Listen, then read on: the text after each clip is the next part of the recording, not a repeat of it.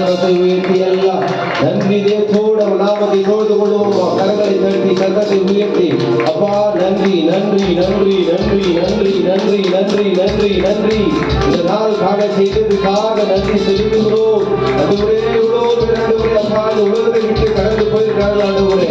ஆனாலும் அவர்களுக்கு ஜீவனை தந்து வாழ வைத்து நமக்கு நன்றி கோடி கோடி நன்றி ஆண்டவரே. நன்றி சொல்லுகிறோம். இந்த காலங்களில் முதலாம் மாதங்களுக்காக தேவாவியான உணர்த்தப்பட்டவர்கள் எழுந்து என்று ஜெபிக்கும்படியாக கேட்டுக்கொள்கிறேன். பிரியமானவர்களே, மக்கள் நன்றி ஆண்டவரே, ஸ்தோத்திரம், துதிக்கிறோம் துதிக்கிறோம். பரிசுத்தமுள்ள பரலோக பிதாவே, ஆசீர்வதிக்கப்பட்டதான கர்த்தாவே, இந்த அருமையான இந்த பரிசுத்த மனமகிழ்ச்சியின் ஓய்வு நாளில் ஆண்டவரே அப்பா அந்த முதல் ஆராதனையில் நம்முடைய சமூகத்தில் எங்களை தாழ்த்தி ஒப்பு கொடுத்து ಕರ್ತನ ದೇವರ ಪರಿಶುದ್ಧವಾದ ನಾಮಕ್ಕೆ ಮಹಿಮೆ ಉಂಟಾಗಲಿ. ಕರ್ತನ ಒಳ್ಳೆಯವನಾಗಿದ್ದಾನೆ. ಬೆಳಗಿನ ಸಮಯದಲ್ಲಿ ಒಂದು ತೆಲುಗು ಹಾಡನ್ನು ಹಾಡಿ ನಿರಂತರವಾಗಿ ಕನ್ನಡ ಹಾಡುಗಳನ್ನು ಹಾಡಿ ತಮಿಳು ಹಾಡುಗಳನ್ನು ಹಾಡಿ ದೇವರ ನಾಮವನ್ನು ಘನಪಡಿಸೋಣ. ಮಹಿಮ ಘನತೆಗೂ ಅರ್ಹುಡು ನೀವೇ ದೇವ ಎಂಬುದಾಗಿ ಬೆಳಗಿನ ಸಮಯದಲ್ಲಿ ಆತನಿಗೆ ಎಲ್ಲರೂ ಮನಪೂರ್ವಕವಾಗಿ ಸಂಪೂರ್ಣ ಮನಸ್ಸಿನಿಂದ ಆತನ ನಾಮವನ್ನು ಮಹಿಮೆ ಪಡಿಸೋಣ. ಹಲ್ಲೆಲೂಯಾ. మహిమ ఘనతకు అర్హుడవు నీవే నా దైవము. మహిమ ఘనతకు అర్హుడవు నీవే నా దైవము.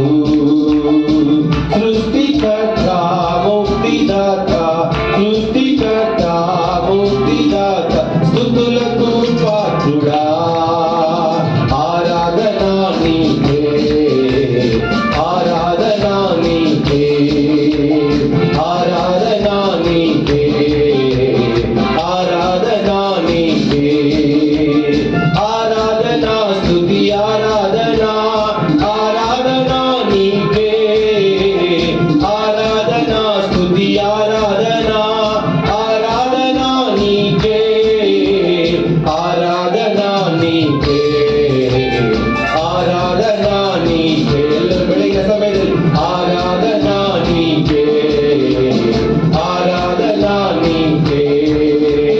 మన్నను కురిపించినావు కొండ నుండి నిలిపించినావు. మన్నను కురిపించినావు కొండ నుండి నిలిపించినావు. యెహోవా ఈరే చూచుకొన్నాను యెహోవా ఈరే చూచుకొన్నా స్వరమును స్వర్గుచును. ఆరాధనా నీకే ಆರಾಧನಾ ನೀಕೆ. ಎಲ್ಲ ಕರಗಳನ್ನು ತೊಟ್ಟಿದ ಬೆಳಗಿನ ಸಮಯದಲ್ಲಿ ಆತನ ನಾಮವನ್ನು ಮನಪೂರ್ವಕವಾಗಿ ಆತನಿಗೆ ಮಹಿಮೆಪಡಿಸೋಣ. ಪ್ರಿಯರೇ, ಆರಾಧನಾ ಸ್ತುತಿ ಆರಾಧನಾ ಆರಾಧನಾ ನೀಕೆ ಆರಾಧನಾ ಸ್ತುತಿ ಆರಾಧನಾ ಆರಾಧನಾ ನೀಕೆ ಆರಾಧನಾ ನೀಕೆ ಆರಾಧನಾ ನೀಕೆ ఆరాధనా నీకే ఆరాధనా నీకే. వ్యాధులను తొలగించినావు మృతులను మరి లేపినావు. వ్యాధులను తొలగించినావు మృతులను మరి లేపినావు. యెహోవా రాఫా స్వస్థపరచును యెహోవా రాఫా స్వస్థపరచు నన్ను స్వస్థపరచును.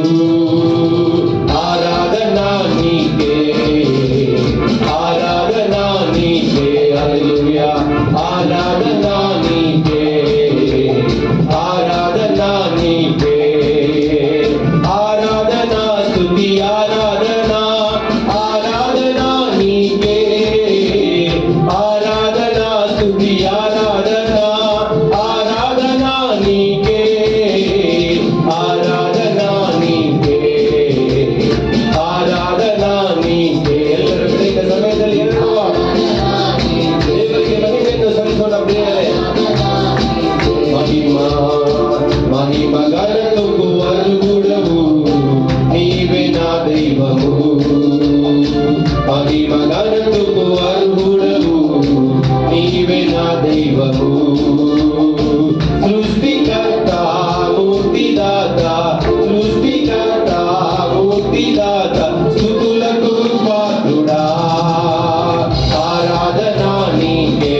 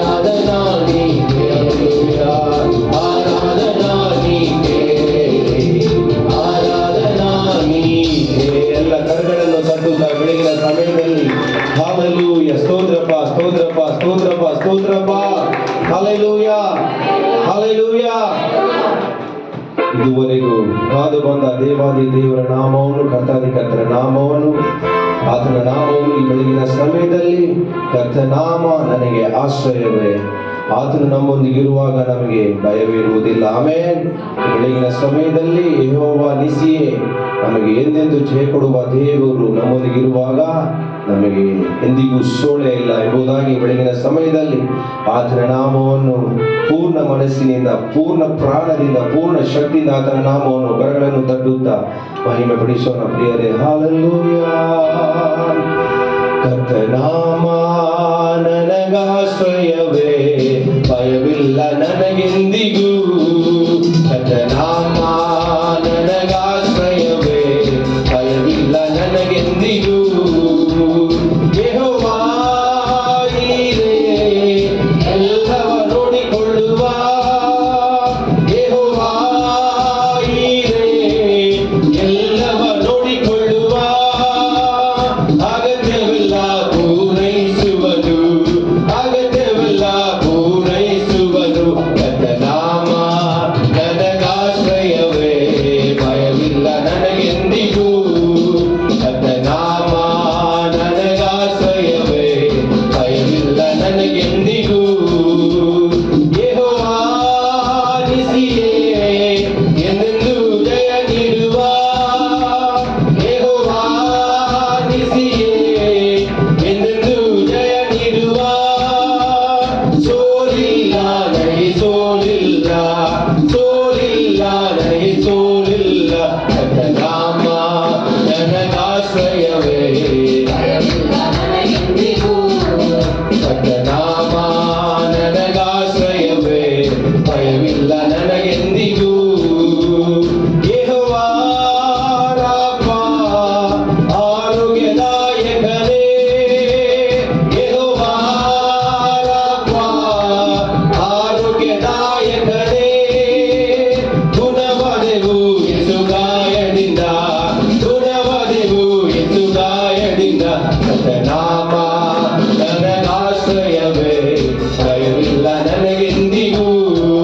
ಕರ್ತನಾಮ ನನಗಾಶ್ರಯವೇ, ಭಯವಿಲ್ಲ ನನಗೆಂದಿಗೂ. ಯೆಹೋವ ರೂವಾ, ಒಳ್ಳೆಯ ಕುರುಬನೇ. ಯೆಹೋವ ರೂವಾ, ಒಳ್ಳೆಯ ಕುರುಬನೇ.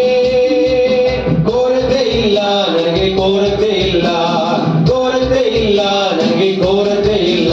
ಕರ್ತನಾಮ ನನಗಾಶ್ರಯವೇ, ಭಯವಿಲ್ಲ ನನಗೆಂದಿಗೂ. ಕರ್ತನಾಮ ನನಗಾಶ್ರಯವೇ, ಭಯವಿಲ್ಲ ನನಗೆಂದಿಗೂ. ಸೋಲಿಲ್ಲ ನನಗೆ ಸೋಲಿಲ್ಲ, ಯುದ್ಧವು ಕರ್ತನದೇ. ಭಯವಿಲ್ಲ ಯಾವ ಭಯವೂ ಇಲ್ಲ, ಯುದ್ಧವು ಕರ್ತನದೇ. ಎಲ್ಲರೂ ಬೆಳಗಿನ ಸಮಯದಲ್ಲಿ ಸೋಲಿಲ್ಲ ನನಗೆ ಸೋಲಿಲ್ಲ, ಯುದ್ಧವು ಕರ್ತನದೇ. ಭಯವಿಲ್ಲ ಯಾವ ಭಯವೂ ಇಲ್ಲ, ಯುದ್ಧವು ಕರ್ತನದೇ. ನನಗಾಗಿ ಯುದ್ಧವ ಮಾಡುವ ಕರ್ತನು ನನ್ನ ಪಕ್ಷ ಇರುವನು. ಸೈನ್ಯಗಳ ಕರ್ತನು ಇಮ್ಮಾನುವೇಲನು ನನ್ನ ಜೊತೆ ಬರುವನು. ನನಗಾಗಿ ಯುದ್ಧವ ಮಾಡುವ ಕರ್ತನು ನನ್ನ ಪಕ್ಷ ಇರುವನು.